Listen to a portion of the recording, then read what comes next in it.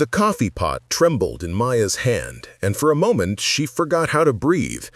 The wallet lay open on the marble table, its leather worn soft by years of handling, and there, tucked behind a credit card in the clear plastic sleeve, was a photograph she hadn't seen in 17 years.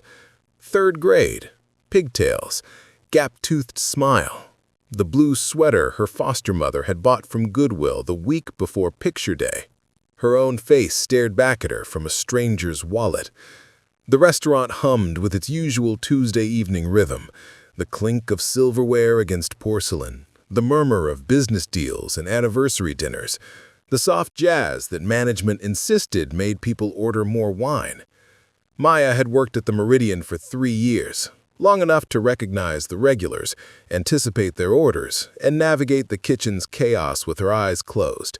She knew which tables tipped well, which guests wanted conversation, which preferred to be invisible.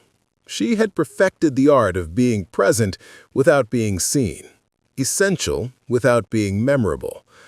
But this man, this Richard Ashford, according to the name embossed on his credit card, he had looked at her, really looked at her. And when he'd reached for his wallet to pay the check, something in his movement had faltered, just for a heartbeat. His fingers had gone still, his breathing had changed, and Maya, reaching to collect the bill folder, had seen it. Her own childhood face from 17 years ago, frozen in time, living in a millionaire's wallet? "Miss?" The man's voice was careful now, measured in a way it hadn't been when he'd ordered the salmon. "Are you all right?" Maya's training kicked in, the professional smile, the automatic nod, and the retreat into invisibility. "Of course, sir. I'll process this right away." She took the bill folder, the wallet still open inside it, and turned toward the server station with legs that felt like water. Behind the polished oak partition, away from the dining room's carefully curated ambiance, Maya set the folder down and gripped the edge of the counter. Her reflection stared back at her from the stainless steel coffee maker. 26 years old, hair pulled into a neat bun. Not the kind of face a millionaire kept in his wallet for 15 years. "You look like you've seen a ghost." Carla, the head waitress, appeared beside her with a tray of dirty dishes. 53 years old and sharp as broken glass, Carla had been at the Meridian since it opened 12 years ago. She saw everything. "Just tired," Maya said, but her voice came out wrong, too thin, too high. Carla set down her tray and leaned against the counter, her dark eyes narrowing. "Table 7, the suit with the expensive watch." Maya nodded, not trusting herself to speak. "He's been watching you all night, since he walked in. Not in a creepy way, more like he's trying to solve a puzzle. He knows you, right?" "No." Maya shook her head, maybe too quickly. "Never seen him before." But that wasn't quite true. Richard Ashford came to the Meridian once a month, always alone, always ordering salmon. He never made small talk, until tonight. Tonight, he'd asked her name. Tonight, he'd commented on the weather. Tonight, he'd fumbled with his wallet and left it open on the table like a door swinging wide. Maya's hands moved through the familiar motions, running the credit card, printing the receipt, and tucking it back into the folder. But her mind was elsewhere, tumbling through memories she'd spent years trying to bury. The group home on Maple Street, the social worker with the tired eyes and coffee-stained files, the succession of foster homes, each one promising permanence, each one temporary. The night she'd turned 18 and aged out of the system with $200, a garbage bag of clothes, and nowhere to go. When she returned to table 7, Richard Ashford was watching the door, his hands folded on the table in a way that reminded Maya of lawyers and principals and people accustomed to difficult conversations. He was probably in his mid-50s, with silver threading through dark hair and the kind of weathered handsomeness that came from years of responsibility. His suit was tailored but not flashy. His watch was expensive but understated. Everything about him whispered old money and careful choices. "Your receipt, sir." Maya set the folder down and took a small step backward, already preparing her exit. Maya. He said his name like he was testing it, like he was checking if it fit. Your name, Maya? Yes, sir. Maya Chen. The floor tilted. She hadn't used her last name at work, hadn't used it anywhere if she could avoid it. The Meridian knew her as Maya James, a name she'd chosen at 18 because it sounded normal, forgettable, like someone who belonged somewhere. But Chen was the name on her birth certificate. Chen was the name in her file at social services. Chen was the name she'd been born with and had spent years trying to leave behind. How do you know that name? Her professional composure cracked, just a little, enough that an older couple at table 6 glanced over, curious. Richard Ashford stood slowly, carefully, like he was approaching something fragile. I think, he said quietly, we need to talk. Not here, not now, but soon. He pulled a business card from his jacket pocket and set it on the table. Will you call me, please? Maya looked at the card. Fixed stock, embossed lettering. Richard J. Ashford, CEO, Ashford Development Group. A phone number, an email address, an office address in the financial district. I don't understand, she whispered. I know. His eyes were kind, impossibly sad, but I hope, I can explain, if you'll let me. He left $300 on a $70 check and walked out before Maya could respond. If you're enjoying this story so far, please take a moment to like and subscribe. These deep dive stories take hours to research and craft, and your support helps us bring you more compelling true stories like Maya's. She stood there for a long moment, the business card in one hand, the photograph burned into her memory. Around her, the restaurant continued its evening dance, orders called, plates delivered, wine poured. But Maya felt suspended outside of time, caught between the girl in the photograph and the woman holding the card. Carla appeared at her elbow. What the hell was that? I don't know, Maya said. And it was the truest thing she'd said all night. But she was going to find out. The apartment Maya shared with her roommate, Brooklyn, was a fourth-floor walk-up in a neighborhood that was trying hard to gentrify but hadn't quite succeeded. The rent was manageable if they both worked extra shifts. The heat was unpredictable. The neighbors upstairs argued at 3 in the morning, but it was hers. Legally, officially hers, with her name on a lease and everything. After 12 years in the foster system, having a door that locked from the inside felt like victory. Brooklyn was sprawled on their sagging couch when Maya got home at 11:30, still in her work clothes, still holding Richard Ashford's business card like it might explode. Brooklyn taught kindergarten at an underfunded public school and had the kind of relentless optimism that made Maya both grateful and exhausted.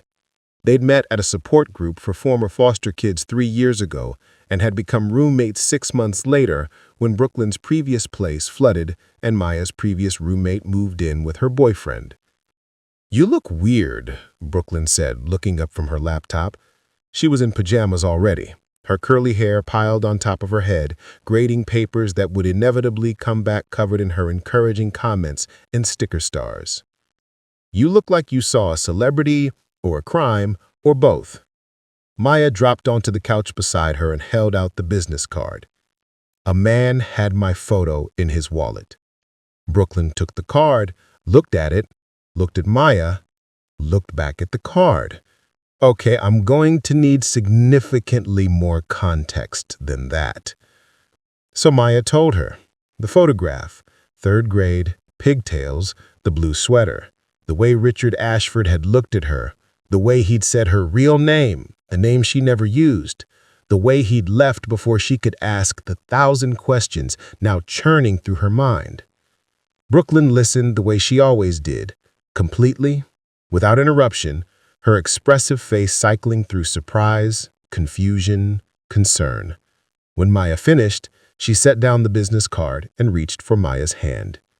"What are you thinking?" she asked. "I'm thinking this is weird," Maya said. "I'm thinking I should probably ignore it. I'm thinking there's no good reason why a rich stranger would have my photo from 15 years ago." She paused. "I'm thinking I'm gonna call him anyway." "Yeah," Brooklyn said. "You are." "It could be nothing. It could be some weird coincidence."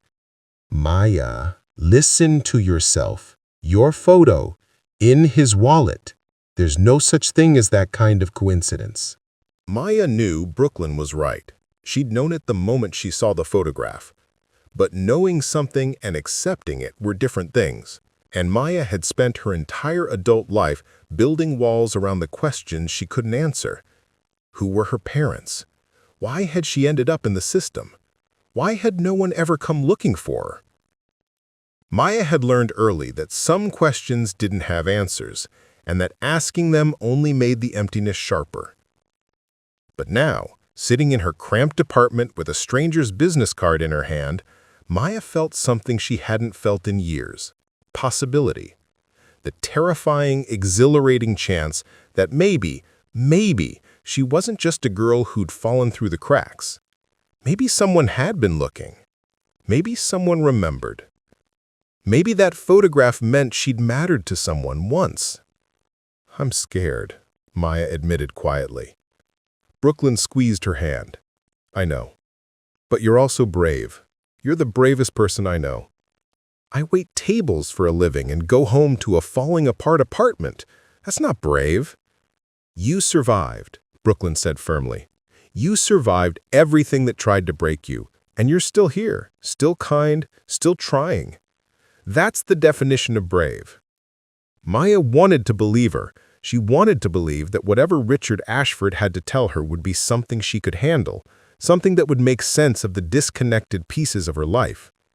But she'd learned early that hope was dangerous, that wanting things only sets you up for disappointment. Still, that photograph. "I'll call him tomorrow, after my shift. Want me to come with you for moral support?" Maya considered it, then shook her head. "No. I think, whatever this is, I need to hear it alone first." They sat together in comfortable silence for a while, Brooklyn's laptop casting a blue glow across the coffee table cluttered with mail and library books and the remnants of their separate lives. Outside, a car alarm wailed and stopped. Someone laughed. The city breathed its endless rhythm. Finally, Brooklyn closed her laptop and turned to face Maya fully. "Can I ask you something? And you don't have to answer if you don't want to." "Okay."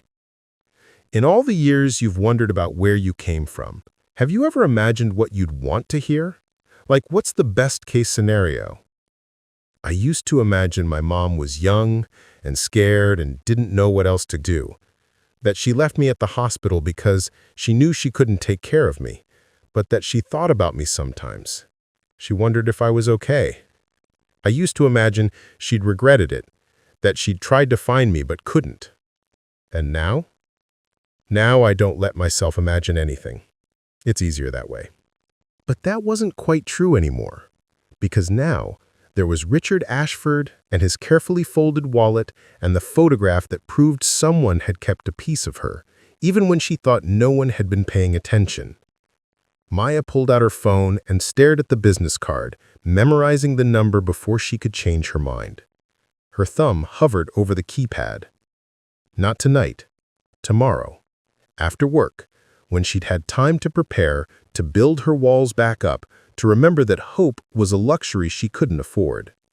She set down the phone and went to bed, but sleep came in fragments and dreams she couldn't quite remember, full of faces she'd never seen and voices calling a name she almost forgot was hers.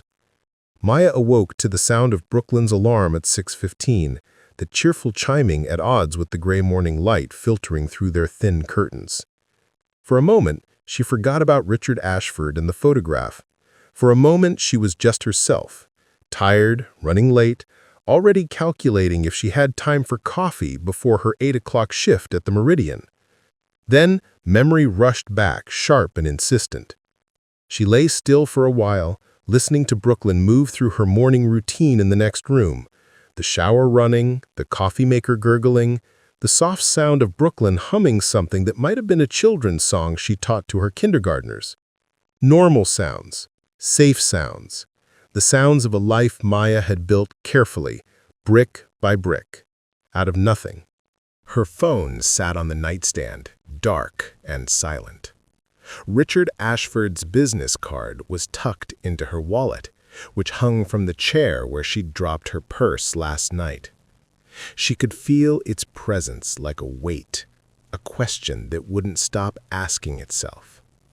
But first, work, routine, the familiar rhythm that kept her grounded. Maya had learned early that survival meant patterns. Wake up at the same time, make the bed even when you're exhausted, eat breakfast even when you're not hungry. Show up, keep moving. Don't think too hard about the big questions, because the big questions didn't pay rent or keep you fed or give you a place to belong. She'd been good at surviving, excellent even. It was living that still confused her sometimes. The Meridian opened for breakfast at 7, but Maya's shift didn't start until 8. She liked to arrive early anyway, to have coffee with the morning crew, to ease into the day rather than rushing in at the last minute. Carlos, the head chef, always saved her a plate of whatever he was testing for the brunch menu. Jenna, the morning manager, asked about her week and actually listened to the answer. Even Gordon, the perpetually grumpy dishwasher, would grunt a greeting that counted as warmth by his standards. They were the closest thing to family Maya had ever known, and she guarded that closeness carefully, never asking for too much, never revealing too much, always making herself useful enough to keep, but not so vulnerable that she could be easily discarded. This morning, Carlos had made chilaquiles, crispy tortillas soaked in salsa verde, topped with eggs and crema and cilantro. He set a plate in front of Maya without asking, the way he always did, his round face creased with pride. "New recipe," he announced. "Tell me what you think. And be honest. Teresa says it's too salty, but she says that about everything." Maya took a bite, letting the flavors settle, tang and heat and richness. "It's perfect," she said, and meant it. "Maybe a little more lime, but Carlos, this is really good." He beamed. "This is why you're my favorite. You have taste." He gestured with his spatula toward the dining room. "Not like these people who come in asking for egg white omelets with no salt, no butter, no flavor. Why do they even eat?" "Because they're rich and miserable," Jenna said, appearing with her ever-present clipboard and coffee mug. She was 38, recently divorced, running on 4 hours of sleep and pure spite towards her ex-husband. Maya admired her tremendously. "Morning, Maya. You okay? You seem tense." "Did I?" Maya tried to relax her shoulders, paste on a more convincing smile. "Just tired. Late night. Brooklyn keeping you up with her lesson planning again?" "Something like that." Jenna studied her for a moment longer, then let it go. That was another thing Maya appreciated about the morning crew. They cared, but they didn't push. They'd all learned to read the invisible boundaries people drew around their private lives. The breakfast shift passed in its usual blur. Business people killing time before meetings, ordering coffee and yogurt parfaits they barely touched. Tourists consulting guidebooks, asking for recommendations Maya had memorized from repetition rather than experience. She rarely left her neighborhood except to work. An elderly couple who came every Wednesday, always sitting at table 3, always ordering the same thing, always leaving exactly 15%. Maya moved through it all on autopilot, her smile fixed, her service impeccable. But her mind kept drifting to the business card in her wallet, to the photograph she'd seen for only a few seconds but couldn't stop seeing. What did Richard Ashford want? What could he possibly have to tell her that would make sense of that photo? The lunch shift was busier. The Meridian was known for its lunch crowd. Corporate types who could afford $40 salads, ladies who lunch in designer clothes, the occasional celebrity who liked the restaurant's policy of pretending they were just regular people. Maya had served a Grammy-winning musician, won a tech billionaire twice, and a former vice president who'd been exactly as polite as the policy required, but no more. She'd learned to treat them all the same: efficient, friendly, forgettable. Around 2:30, during the post-lunch lull, Maya finally pulled out her phone. Her hands were shaking slightly as she retrieved Richard Ashford's business card from her wallet. The cardstock felt expensive between her fingers, the embossed letters catching the light. She could just call, right now, get it over with. But Carla appeared beside her with a tray of silverware that needed rolling, and Maya tucked the card away again. Not here, not at work. She needed to be somewhere private, somewhere she could fall apart if whatever Richard Ashford had to say required falling apart. "You've been weird all day," Carla observed, settling onto the stool beside Maya and starting to roll napkins with practiced efficiency. "Weirder than usual, I mean. This about that guy from last night?" Maya had known Carla would ask eventually. The older woman had an almost supernatural ability to sense drama. "Maybe," Maya admitted. "Did he do something inappropriate? Because I can ban him. I've done it before." "No, nothing like that." Maya hesitated, then decided Carla deserved at least a partial truth. I think he might have known me when I was a kid, in foster care."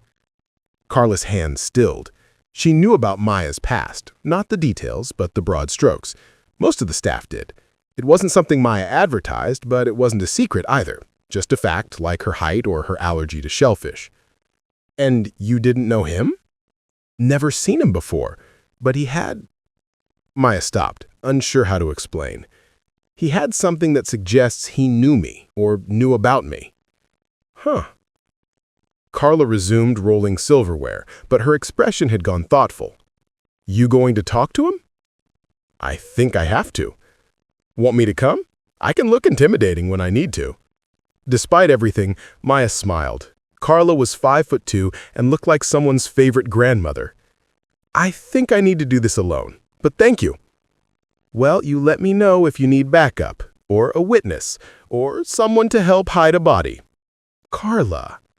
"I'm just saying, foster kid shows up, rich guy has mysterious photos. That's either a heartwarming reunion or the start of a true crime podcast. Better safe than sorry." Maya knew Carla was joking, mostly, but the comment lodged itself in her chest anyway. Because what if this wasn't a heartwarming reunion?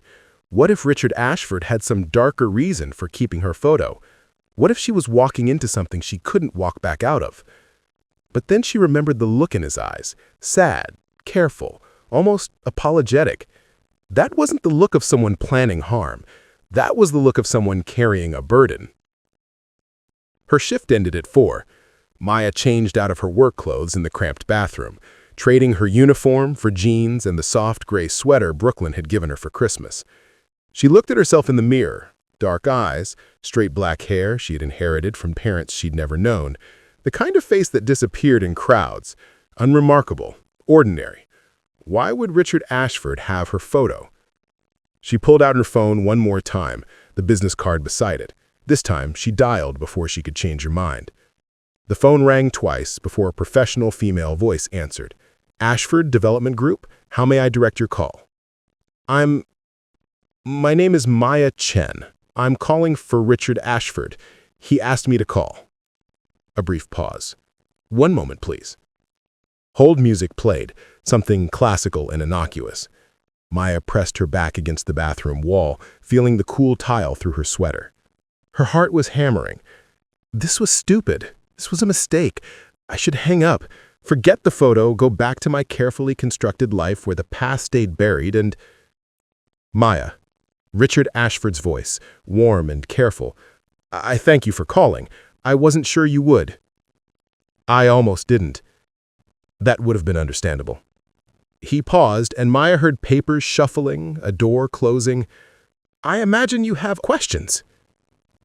About 1,000 of them. I'd like to answer them if you'll let me. Would you be willing to meet? Somewhere public, wherever you'd feel comfortable. You can bring someone with you if you'd prefer. Maya's mind raced.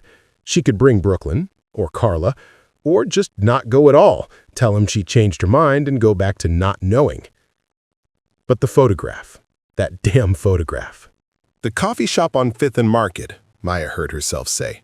Tomorrow at 10. I don't work until 2. I'll be there. Relief colored his voice. Thank you, Maya.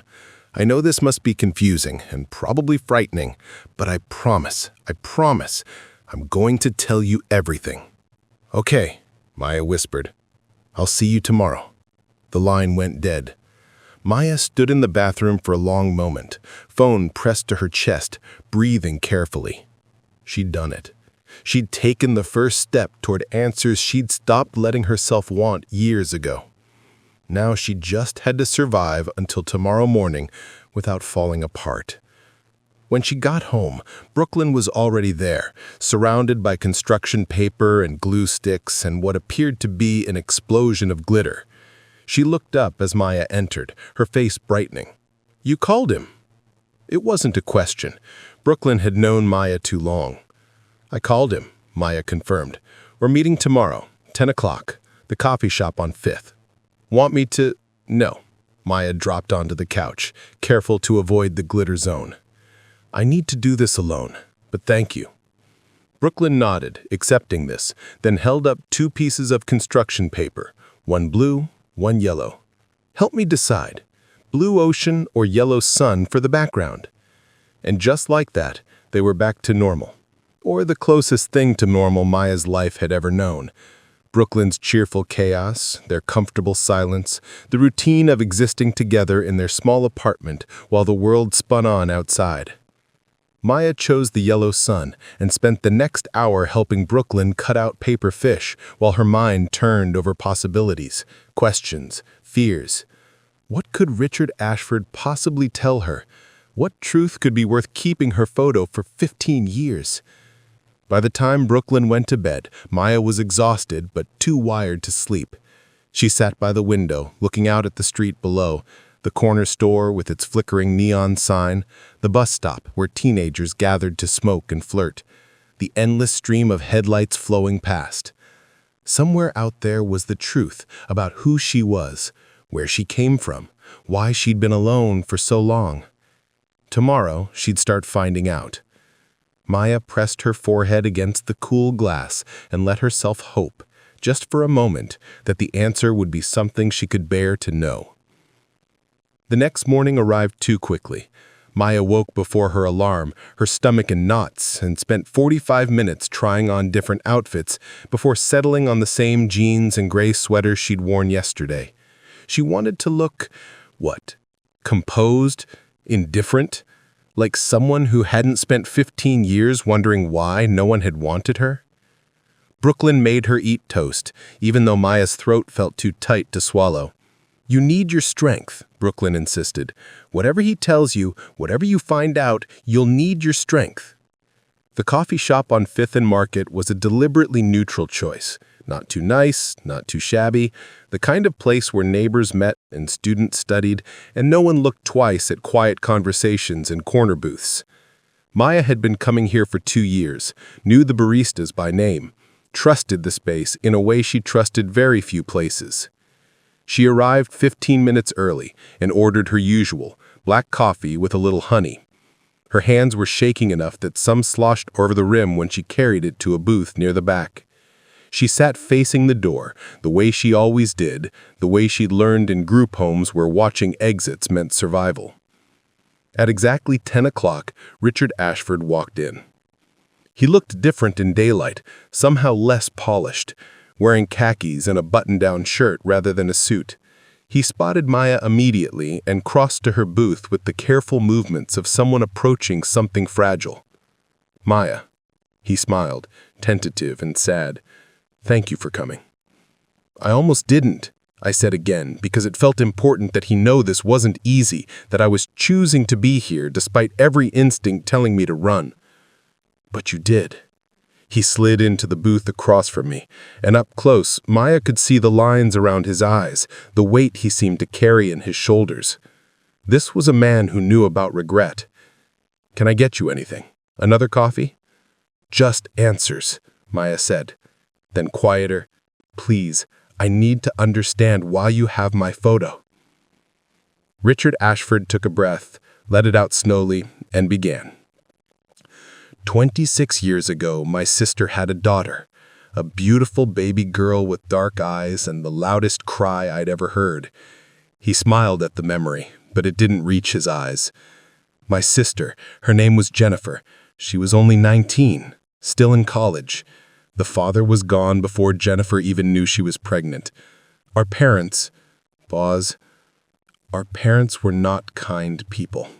They were wealthy, respected, and absolutely convinced that an unplanned pregnancy would ruin the family reputation. Maya's coffee had gone cold in her hands. She couldn't move, couldn't breathe, couldn't do anything but listen. They gave Jennifer a choice, Richard continued, his voice flat now, reciting facts like a prosecutor. Give the baby up for adoption through proper channels, or they'd cut her off entirely. No money, no family, no support. Jennifer was terrified. She was alone, and she made the choice that seemed like survival at the time. She gave me up, Maya whispered. She tried to. Richard's eyes met hers, and Maya saw the truth there before he spoke it. But Jennifer couldn't go through with it. She couldn't hand you over to strangers and never see you again. So she ran. She took you and ran, and for 6 months she tried to make it work. She worked 3 jobs, lived in a room above a convenience store, did everything she could to give you a life. Maya remembered the file she'd seen once, years ago, before they'd sealed it. Malnourished, dehydrated, failure to thrive. The clinical words for a baby whose teenage mother couldn't make ends meet. But it wasn't enough, Richard said. Jennifer was exhausted, drowning. And one day, when you were crying and wouldn't stop, when she hadn't slept in 3 days, his voice cracked. She brought you to the emergency room and left you there. Not because she didn't love you, because she loved you too much to watch you suffer. The coffee shop sounds, the hiss of the espresso machine, the chatter of other customers, the indie music playing overhead, all faded into static. Maya heard only Richard's voice, steady and terrible, telling her a story she'd imagined 1,000 times in 1,000 different ways, but never like this. Jennifer called me that night. She was sobbing so hard I could barely understand her. She told me what she'd done, where you were. She made me promise I'd find you, make sure you were okay. But by the time I got there, he stopped, swallowed hard. You were already in the system. And Jennifer, my sister, she'd walked into traffic 2 hours after leaving you. She didn't make it. The coffee shop tilted. Maya gripped the edge of the table, her knuckles white, her breathing shallow. The words hung in the air between them like smoke, like ash, like the remnants of something that had been burning for 26 years. Her mother, because that's what Jennifer was, not some abstract concept, but a real person with a name and a face and a grief so enormous it had swallowed her whole. Her mother had walked into traffic, had chosen to stop existing rather than exist in a world where she'd left her daughter behind. I tried to find you, Richard said, and his voice was rough now, scraped raw. God, Maya, I tried. But the system, once you were in it, they wouldn't tell me anything. I wasn't legal family. I had no rights, and my parents... His jaw tightened. My parents hired lawyers to make sure I couldn't pursue it. They didn't want the scandal. They didn't want anyone knowing that Jennifer had a baby, that the baby was in foster care, that Jennifer had killed herself. They wanted the whole thing erased. Maya found her voice. though it came out smaller than she wanted. But you kept my photo?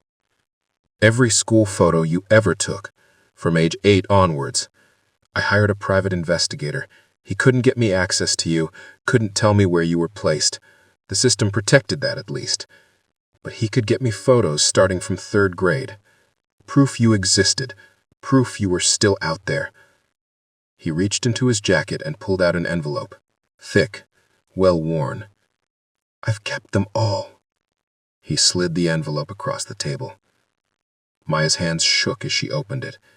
Inside were photographs spanning 15 years.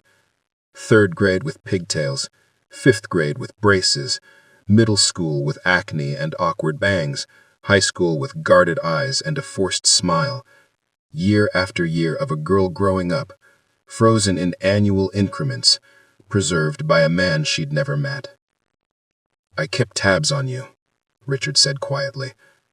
I know that probably sounds creepy, but I needed to know you were alive, that you were okay.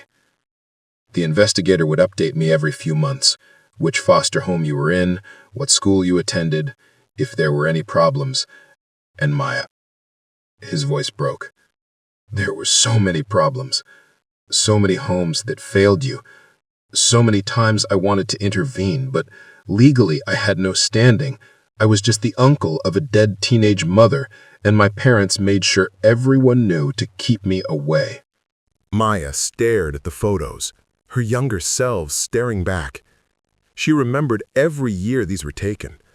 3rd grade, the Johnsons, who were nice enough but had 3 other foster kids and no time for individual attention. 5th grade, the Martinez family, who fed her well but whose biological son resented her presence. Middle school, the group home on Maple Street where she'd learned to be invisible. High school, the Petersons, her last placement before she aged out. Decent people who treated foster care like a job rather than a calling. You watched me struggle, Maya said, and anger sparked beneath the shock. You watched me get bounced from home to home, and you couldn't? I know. Richard's eyes glistened. I know, and I've lived with that guilt every single day. But Maya, I tried. I went to court twice to petition for custody. Twice. Both times my parents' lawyers blocked it. They argued I was unstable, unfit, that I'd only make things worse. They had money and power, and I was just... He gestured helplessly. I was just someone trying to honor a dead sister's last request. Maya wanted to scream. She wanted to throw the coffee cup against the wall, wanted to tear the photos into pieces, wanted to rewind time and unmeet this man and unknow everything he just told her. But more than that, more than anything, she wanted him to keep talking, to fill in every gap, to explain how she'd been watched and documented and known while feeling utterly invisible her entire life. Your parents, Maya said carefully. Your parents, my grandparents, are they still alive? Richard's expression went cold. My father died 8 years ago. My mother lives in a care facility upstate. Dementia. She doesn't remember Jennifer. Doesn't remember you. Doesn't remember most of her life, honestly. He paused. I stopped speaking to them after the second custody hearing. Cut them off completely. Built my company, my life, without their help or their name attached to it. But you kept watching me. Yes. Why? Maya's voice rose, drawing looks from nearby tables. She lowered it, but the intensity remained. Why keep tabs on me if you couldn't do anything? Why torture yourself with photos if you were never going to... Because I promised, Richard said simply. I promised Jennifer I'd make sure you were okay. And I know that keeping photos and hiring investigators isn't the same as actually being there, actually helping. But it was all I had. The only way I could honor her memory was to at least bear witness to your life. Maya looked down at the photos again. In some of them, she could see it now.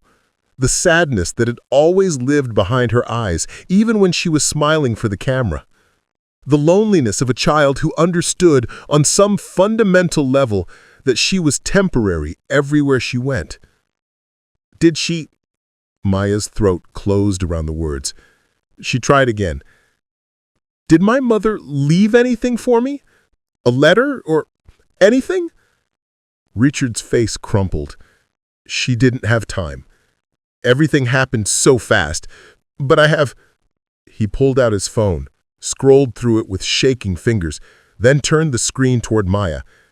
This is the only photo I have of her holding you. It's from the hospital, the day you were born. The image was grainy, clearly a photograph of a photograph, but Maya could make out the essentials. A young woman with dark hair and exhausted eyes, holding a tiny bundle wrapped in pink. Jennifer, her mother, looked directly at the camera, and even through the poor quality of the image, Maya could see the love there. The fierce, protective love of someone who would break every rule and sacrifice everything for this small person in her arms. Maya's vision blurred. She blinked hard, but tears fell anyway, hot and fast. Years of grief she'd never let herself feel, suddenly overwhelming her defenses. "I'm sorry," Richard said, and he was crying too now. This wealthy stranger who'd spent 26 years carrying her story.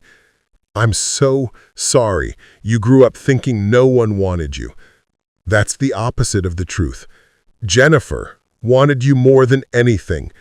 And I have wanted to know you, to tell you about her, to be family to you for your entire life." "Then why now?" Maya asked through her tears. "Why wait until I served you salmon at a restaurant? Why not find me sooner?" "I tried," Richard said. 3 years ago, when you turned 23, I hired a lawyer to see if there was any legal pathway to contact you. But you changed your name, Maya James, instead of Maya Chen, and you'd moved around enough that the trail went cold. My investigator lost track of you for almost 2 years. And then 6 months ago, he found you again, working at the Meridian. I started coming to the restaurant, trying to work up the courage to approach you. But what was I supposed to say? "Hello, I'm your dead mother's brother who's been watching you from afar for your entire life"? I didn't want to scare you. I didn't want to make things worse. So you just kept coming back, ordering salmon, watching me. I wanted to understand who you'd become. I wanted to see if you were happy, if you'd found peace, if you'd built a life worth living despite everything. He smiled sadly. And you have. You're strong, Maya. Stronger than Jennifer. Stronger than me. You survived something that destroyed your mother. And you're still here, still kind to strangers, still trying. That's extraordinary. Maya didn't feel extraordinary. She felt shattered, fractured into 1,000 pieces that didn't quite fit together anymore. The story she'd told herself her entire life, abandoned, unwanted, forgotten, had just been rewritten, and she didn't know how to be a person in this new narrative. "I need time," she said finally. This is too much. I can't." "Of course." Richard pulled out his phone again and typed quickly. "I just sent you that photo of Jennifer and my personal number. When you're ready to talk more, if you're ever ready, please call me. Or don't. I'll understand either way. But Maya, please know this. You have family. You've always had family. And if you want it, if you'll let me, I'd like to be part of your life, in whatever capacity feels right to you." Maya stood abruptly, the photos clutched in her hands. "I have to go." "Wait!" Richard reached into his jacket again and pulled out a thick folder. "This is everything. Medical records I could access, Jennifer's journals from the 6 months she had with you, photos, everything I've collected over the years. It's yours. It's always been yours." Maya took the folder with numb hands. It was heavy, substantial, years of her life documented by someone she'd never known existed. "Thank you," she whispered, though she wasn't sure what she was thanking him for. The truth, the photos, the years of silent vigilance. She walked out of the coffee shop into the bright morning, the folder pressed against her chest like armor, and called Brooklyn. "Come get me," Maya said when Brooklyn answered. "Please, I can't. Please come get me." "I'm on my way. Stay where you are." Maya sat on the bench outside the coffee shop, surrounded by the normal sounds of a Wednesday morning. Cars passing, people chatting, birds singing in the trees that lined Fifth Street. The world hadn't ended. The sun still shone. Nothing had fundamentally changed. Except, everything had changed. She had a mother who'd loved her so much that losing her had been fatal. She had an uncle who'd spent 26 years trying to honor a promise to a dead sister. She had grandparents, awful, cruel grandparents who'd prioritized reputation over family, but grandparents nonetheless.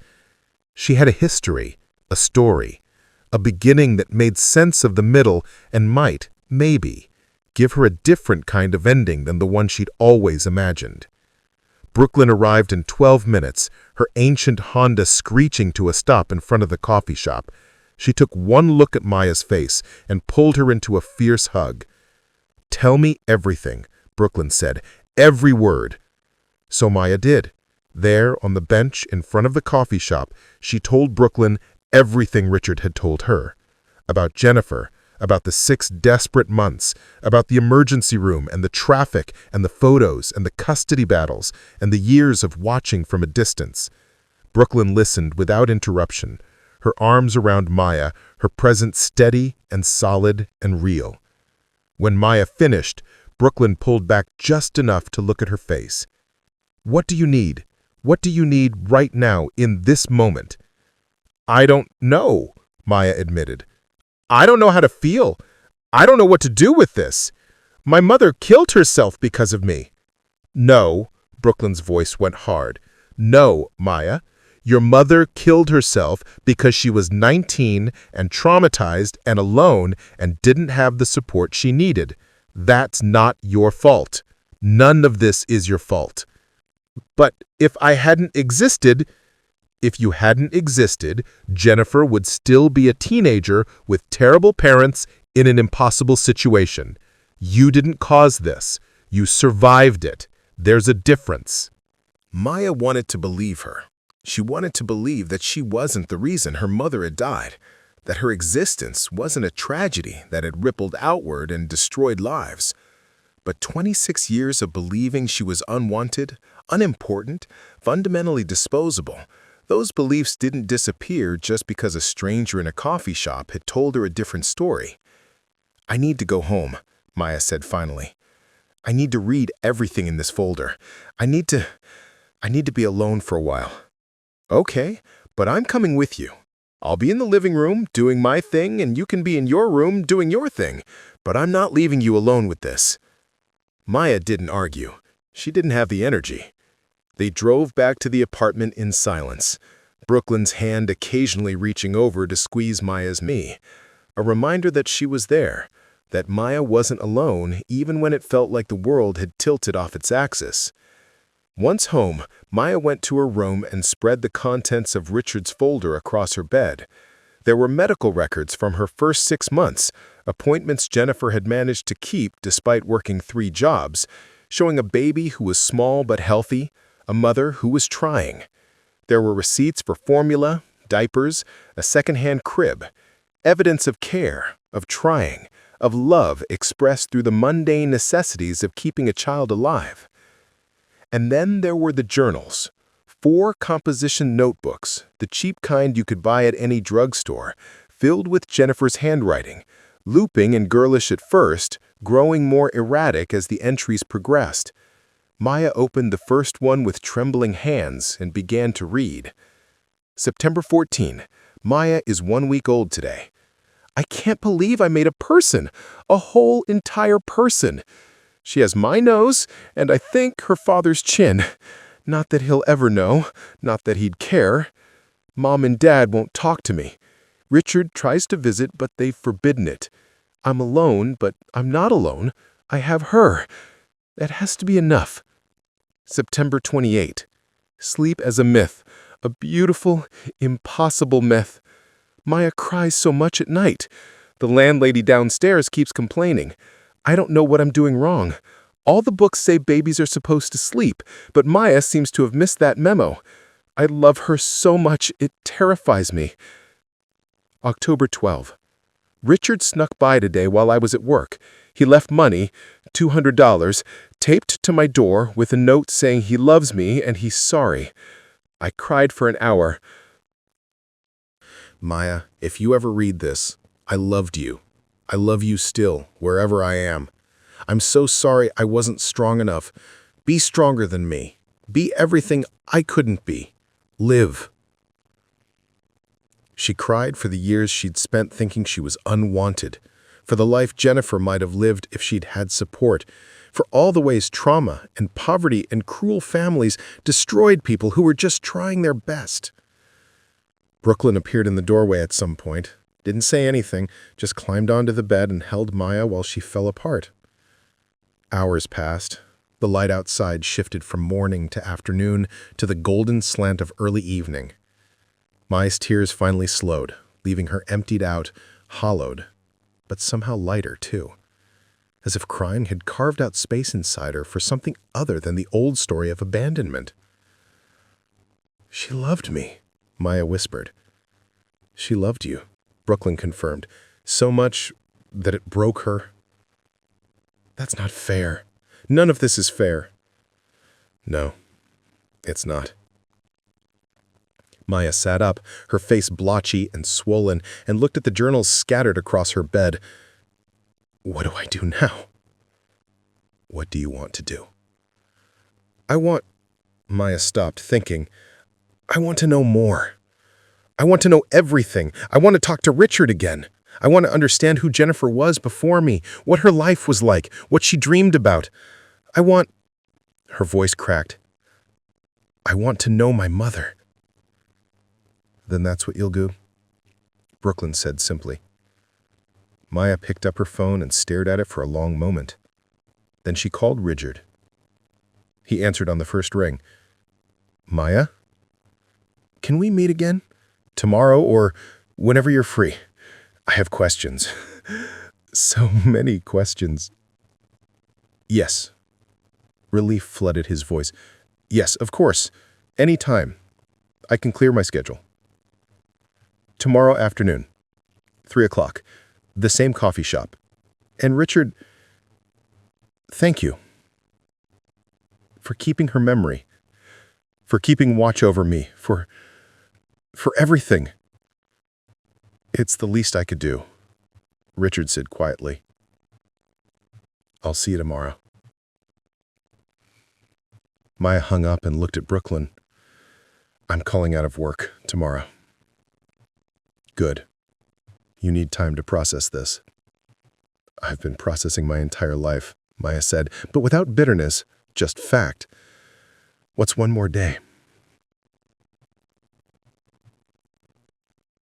That night, Maya couldn't sleep. She lay in bed reading and rereading Jennifer's journals, memorizing her mother's handwriting, the rhythm of her sentences, the way she signed off each entry with a small heart instead of her name. She studied the photo Richard had sent, Jennifer's young face, exhausted but radiant, looking at her newborn daughter like she'd hung the moon. Maya had spent 26 years wondering why no one had wanted her. Now she knew the truth. Someone had wanted her so badly that wanting had become unbearable. Her mother had loved her to the point of destruction. That knowledge didn't erase the years of loneliness, didn't undo the damage of a dozen temporary homes and the constant sense of being unwelcome, but it shifted something fundamental. Maya hadn't been discarded. She'd been released. An act of love disguised as abandonment, performed by a teenager who'd been failed by everyone who was supposed to protect her. "I'm sorry," Maya whispered to the photographer on her phone. "I'm sorry you had to go through that alone. I'm sorry no one helped you. I'm sorry you thought leaving me was the only option." Jennifer couldn't hear her. Maya ate mechanically, tasting nothing, while her mind replayed the previous afternoon's conversation with Richard. They'd talked for 4 hours, the coffee shop staff politely ignoring them as closing time came and went. Richard had told her everything he could remember about Jennifer. Her love of terrible romantic comedies, her talent for math that her parents had discouraged because it wasn't feminine, her habit of singing Broadway songs in the shower, the way she'd stand up to bullies, even when she was scared. He'd also told her the harder truths, how their parents had controlled every aspect of Jennifer's life through money and manipulation, how they'd threatened to disown her when she'd gotten pregnant, how they'd made it clear that keeping Maya meant losing everything: family, financial support, access to education, any semblance of security. "She chose you anyway," Richard had said. "That's the part my parents could never understand. Jennifer chose you knowing what it would cost her. And then, when the cost became too high, when she couldn't keep you safe and healthy, she made the only choice she thought she had left." Maya had listened, asked questions, cried more than she'd thought possible. And slowly, a picture had emerged of her mother as a real person, flawed, young, brave in some ways, and broken in others. Not the perfect fantasy mother Maya had sometimes imagined, but someone real. Someone who'd tried and failed and loved fiercely, despite failing. Richard had also answered questions about himself. He was 54, divorced, no children of his own. He'd built Ashford Development Group from nothing after cutting ties with his parents, specializing in affordable housing projects, an ironic career choice for someone whose sister had been destroyed partly by housing insecurity. He'd been in therapy for 15 years, working through the guilt of not being able to save Jennifer, the rage at his parents for their cruelty, the grief of watching Maya grow up from a distance without being able to help. "I understand if you don't want a relationship with me," he'd said toward the end of their conversation. "I understand if this is too much, too complicated, too late. But I want you to know you have family. You've always had family. And whatever you decide, I'll respect it." Maya had gone home that night with Richard's number programmed into her phone and a promise to think about what she wanted their relationship to look like. Brooklyn had made her tea and listened to her process out loud for hours, asking smart questions, never pushing, always present. Now, back at the Meridian, with Carlos's burrito warming her hands, Maya felt unmoored. The stories she'd told herself about who she was, unwanted, unmemorable, essentially alone, had been demolished. But she didn't yet have a new story to replace it. She was suspended between identities, trying to figure out who Maya Chen actually was now that she knew where she'd come from. Carla appeared during the breakfast rush, moving with her usual efficient grace. She set down a tray of dirty dishes and fixed Maya with a knowing look. Overwhelmed, Maya struggles to accept this gift. Richard insists it's not about buying affection or assuaging guilt. It's about honoring Jennifer's love and giving Maya the opportunities her mother never had. The money represents not just financial security, but something Maya has never truly possessed: choices. Maya discovers that Margaret Chen died 6 years earlier, but left behind 2 children, Lisa, who teaches social work at the State University, and David, a pediatrician. The revelation that Lisa teaches at the university where Maya had once dreamed of studying feels like another thread connecting her past to her potential future. Conclusion. Over the following months, Maya gradually learned to carry her new identity. She reached out to Lisa Chen, and they met at a coffee shop where Maya could barely find the words to explain who she was.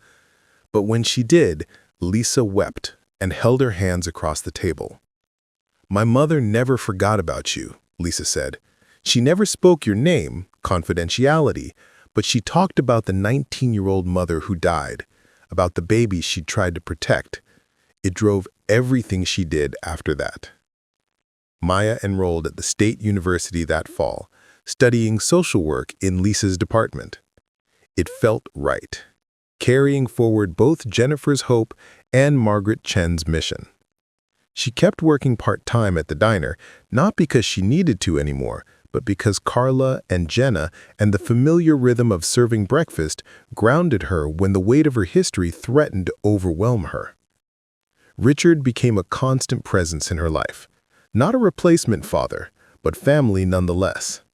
They had dinner every Sunday, and slowly, Maya taught herself to trust that he wouldn't disappear, that she was allowed to take up space in someone's life.